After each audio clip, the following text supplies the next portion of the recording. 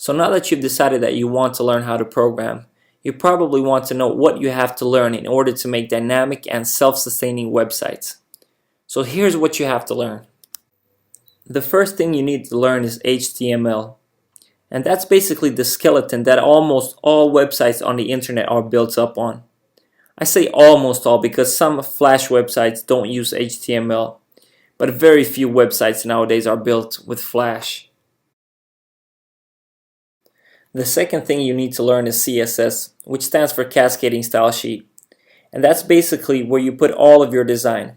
If you do it correctly, the CSS should be completely separated from the HTML file.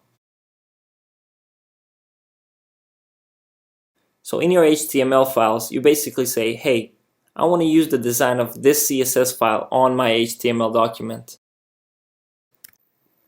So the idea is to completely separate the HTML files from the design files. And the reason is that if you had several HTML files with the design embedded inside each and every one of them, well then imagine if one day you wanted to change the design of your entire website. That would mean that you would have to open each and every HTML file and make the changes in all of them. With a separate CSS file, you only make the changes in one place and then all the HTML files are connected to that file. So the design changes will be in all of them. When you get a basic hang on that, then you should move on to PHP. PHP is a real programming language, or scripting language if you will. With PHP, you all of a sudden can do dynamic things to your website. Things like submitting forms, showing what time is it, and many more things. However, PHP without a database in the background isn't really much to have. So that's where MySQL comes into play. MySQL is a database that's very easy to connect to PHP. If you don't know what a database is, it's basically like an Excel spreadsheet where you can store things. For example, if you have a website and you have a form where you allow people to enter their email to be a part of your newsletter, well then the user submits their email, you can catch their input with the help of PHP, but you want to save it somewhere. So with the help of PHP and its connection to the MySQL database, you can save the email address in the database. That's just one simple example of what you can do, but the possibilities are endless. If you know PHP and MySQL, you can start creating websites where users register and log in, and you can create robots that go out and get information from the internet. Again, the possibilities are endless. If you learn to master HTML, CSS, PHP, and MySQL, then you already know how to do almost everything with websites. But if you really want to put some icing on the cake, then you need to learn some JavaScript. JavaScript allows you to make a site a bit more interactive. So it lets you create things like sliders or have things fade in and fade out. There are tons of things that you can do with JavaScript. However, few people today directly write JavaScript code.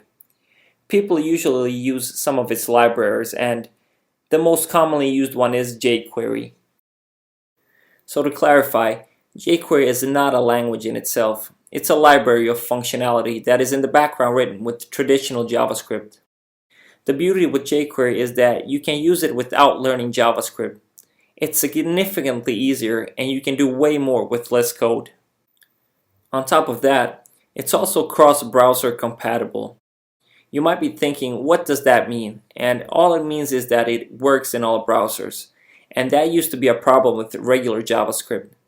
That sometimes it works in some browsers, but not others. That problem has been solved with jQuery. But wait, there's more. Last and maybe least, you need to learn how to use Ajax.